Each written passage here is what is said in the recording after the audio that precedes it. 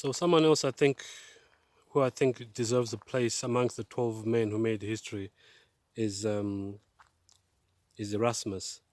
And just like with Gutenberg, there's I think it's 4 pages about him in this book that I'm going to read. It's called "Did the Catholic Church Give Us the Bible?" And I was explaining in my video about Johannes Gutenberg that there's some cartoons in here, but it does not mean that the information is not true or accurate. It's very accurate, but it's just written in a way that's very easy to understand. So it says here the Reformation started with a boy, just 4 years after the invasion of Mainz. So what they're trying to say here is that Erasmus started the Reformation, but actually, personally, I believe that Jesus started the Reformation. And after Jesus came the early Christians, and after the early Christians, we had the Waldenses. The Waldenses actually spread information far and wide in Europe, but this was all before the invention of the printing press. So here it says, just 4 years after the invasion of Mainz, Desiderius Erasmus, who lived from 1466 to 1536, was born. His father copied documents to make money. He even sent young Erasmus to a school that copied manuscripts, a great beginning. But soon his parents died. Erasmus inherited a fortune, and his new guardians wanted all of it. These were members of the Catholic Church that wanted his fortune. In later years, Erasmus confessed, "I made a terrible mistake. I was forced to become a priest, and my fortune was stolen by the Roman Catholic Church. Young rich boys who become monks were manipulated into orgies, tortured and thrown into dungeons to crush them into submission." Young Erasmus joined the monastery and absorbed its rich libraries. He read and copied their books the way his father had.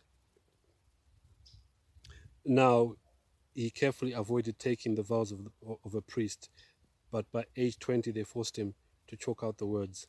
Like a prisoner who is tortured into making a false confession, he was stuck. But God had a purpose for Erasmus's life. None of this happened by accident. God chose Erasmus as his vessel to shine the light of his gospel during the hellish dark ages. You know what? Erasmus was God's undercover agent. By day, he was a faithful Roman Catholic serving the Pope, working diligently in their libraries. But at night, he wrote tracts that ridiculed the Catholic system, another tract publishing hero. They're trying to say he was a bit like Jack Chick. This was a dangerous game, but Erasmus played it because he utterly despised the devilish Pope.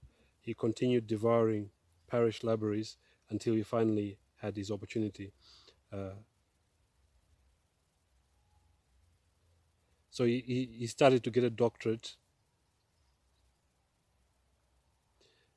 and it says here he wanted to be finally free of the Catholic priesthood. From 20 years old to his death, he never wore a monk's robe or lived in a monastery or exercised a single priestly function. He was free to study and write.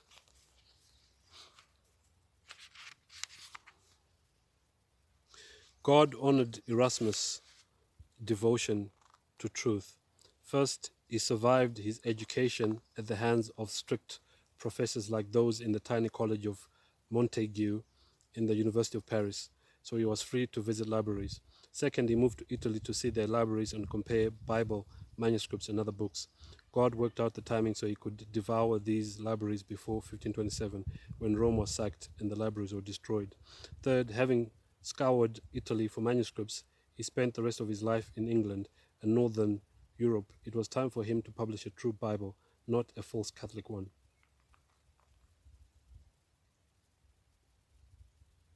So Erasmus was so brilliant that he was honored by kings from all over who wanted his advice.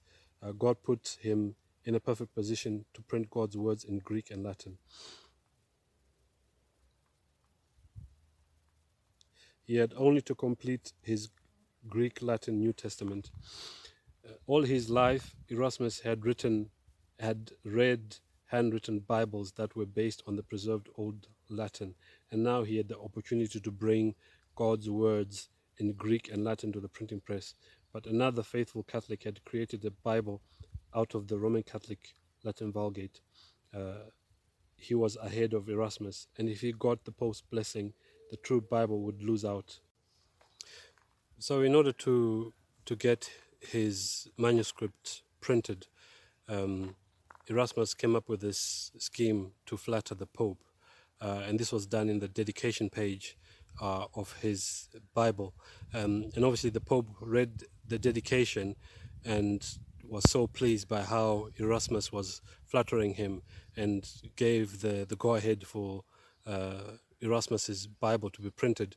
Obviously, the Pope didn't read the whole Bible. He just read the dedication page and was happy with that.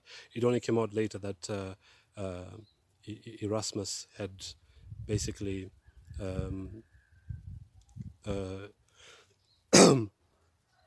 fooled them and got the manuscripts that the Catholic Church didn't want to get out to the public and also to those who were going to translate it into different languages. The Pope read Erasmus's fake praise. He was thrilled. I love his new Bible, the Pope said.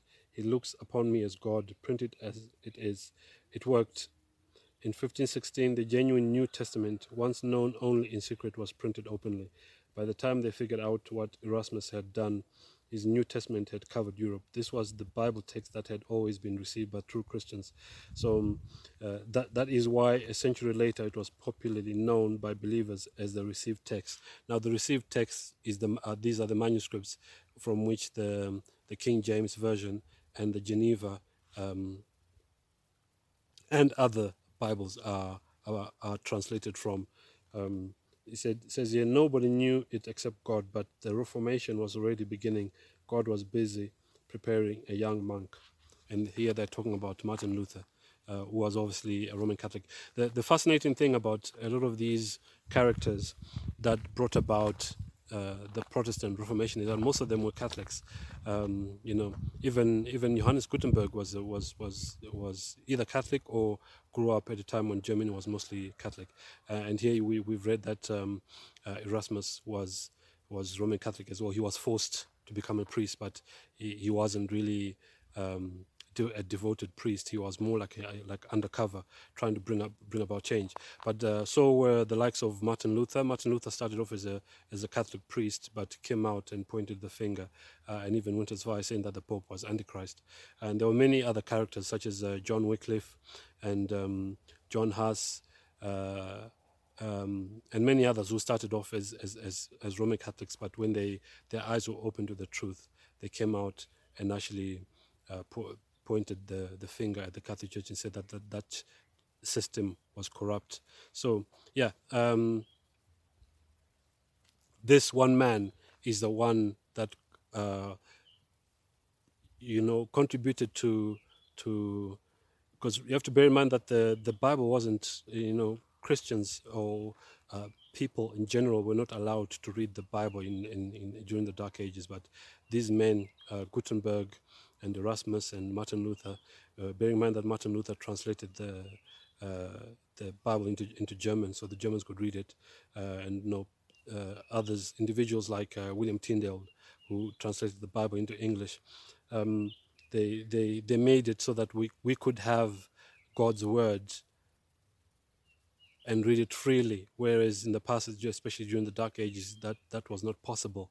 But now we've got the Bible in many different languages. The only thing is that some of those Bibles actually have got error in them. They're inaccurate, but that there's nothing that can be done to keep God's truth from reaching those who want to know the truth. Yeah. So Erasmus, definitely played a big role.